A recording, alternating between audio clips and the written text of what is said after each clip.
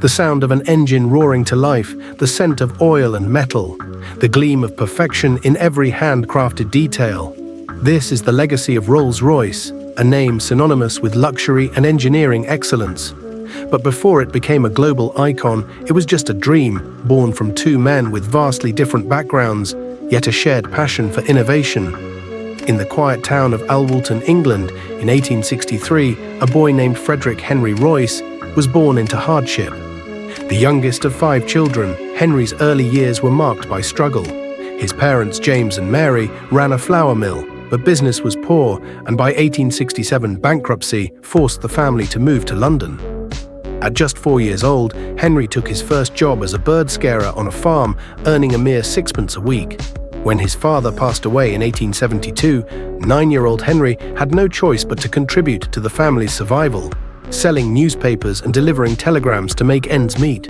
Formal education became a luxury he couldn't afford. By the time he turned 15, he had attended school for only a single year. Despite his lack of schooling, Henry was determined to learn. An apprenticeship at the Great Northern Railway Works, funded by his aunt, gave him a foundation in engineering. In his free time, he studied algebra, French, and electrical engineering. But after 3 years, financial struggles forced him to quit. He moved between jobs, first at a tool-making company in Leeds, then at the Electric Light and Power Company in London, before settling in Liverpool.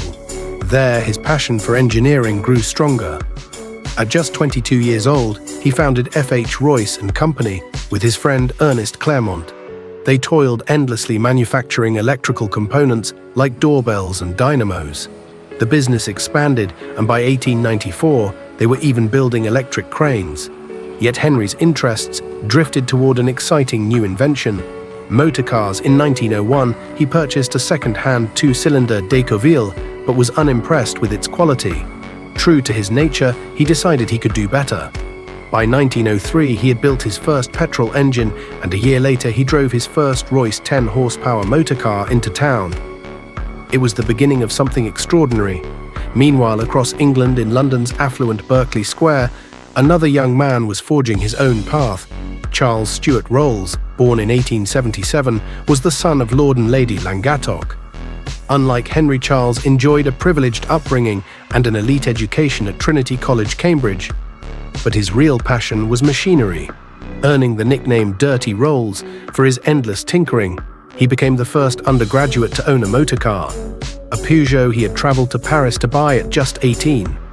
After graduating in 1898, Charles worked briefly on a steam yacht and for the London and North Western Railway, but selling and racing cars fascinated him more than any job. With his father's financial support, he established one of Britain's first car dealerships in 1903, C.S. Rolls & Co., importing and selling Peugeot and Minerva automobiles. His business flourished, fueling his love for speed, both on land and in the air. But Charles wasn't satisfied with selling foreign imports. He longed to offer something British-made. That opportunity arrived in 1904, when a mutual acquaintance, Henry Edmonds, introduced Rolls to Royce. At their first meeting, Rolls took one look at Royce's 2-cylinder vehicle and was instantly impressed. He took it for a drive, and within minutes, he knew he had found what he had been searching for. He struck a deal with Royce on the spot. He would sell as many cars as Royce could build. Despite their differences, Royce, the self-taught engineer from humble beginnings, and Rolls, the wealthy aristocrat and Cambridge graduate, their partnership thrived. 2 years later, in 1906, Rolls-Royce Limited was officially formed. That same year, they launched the Silver Ghost, a 6-cylinder automobile that would soon be hailed as the best car in the world. But Rolls-Royce's success wasn't just about brilliant engineering and keen salesmanship. Behind the scenes, a third man played a crucial role. Claude Johnson. As managing director, he was the marketing genius who crafted the Rolls-Royce brand. His campaigns emphasized the car's quietness, reliability, and superior craftsmanship. One of his most famous advertisements boldly declared that the 40-50 horsepower Rolls-Royce was not one of the best, but the best car in the world.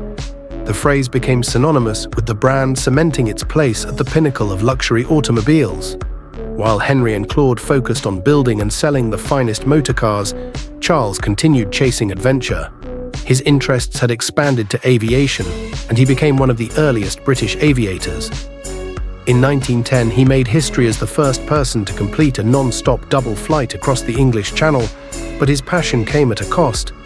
Just a month later, during a flying display in Bournemouth, Charles Rolls' plane crashed, making him the first Briton to die in an aircraft accident.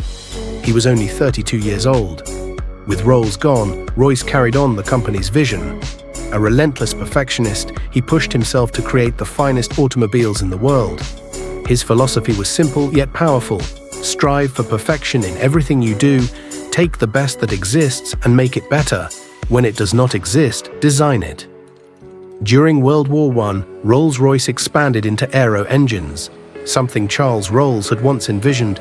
Their engines powered British aircraft, and by the 1920s and 30s, the company's reputation for engineering excellence was unmatched. But Henry's tireless dedication came at a price. His lifelong habit of overworking and poor nutrition caught up to him, and in 1933 he passed away from digestive complications at the age of 70. Even on his deathbed, he continued working sketching designs just hours before he died. Though both founders were gone, their legacy endured. Rolls-Royce became a symbol of wealth, precision, and craftsmanship. Today, with over 130 dealerships across 40 countries, the brand remains a global icon. Now owned by BMW, Rolls-Royce continues to produce some of the most luxurious and expensive cars in the world, including the Cullinan Ghost Phantom Wraith and Dawn, under the leadership of CEO Torsten Müller-Ötvös. Since 2010, the company has thrived, but its foundation remains firmly rooted in the vision of two extraordinary men, Henry Royce and Charles Rolls. Their story is one of contrast, of wealth and struggle, privilege and perseverance, ambition and ingenuity. And though their time together was short, their creation became timeless. Today, a Rolls-Royce isn't just a car, it's a statement, a testament to the unwavering pursuit of perfection. Thank you for watching. Please like the video, subscribe to the channel, and stay tuned for more.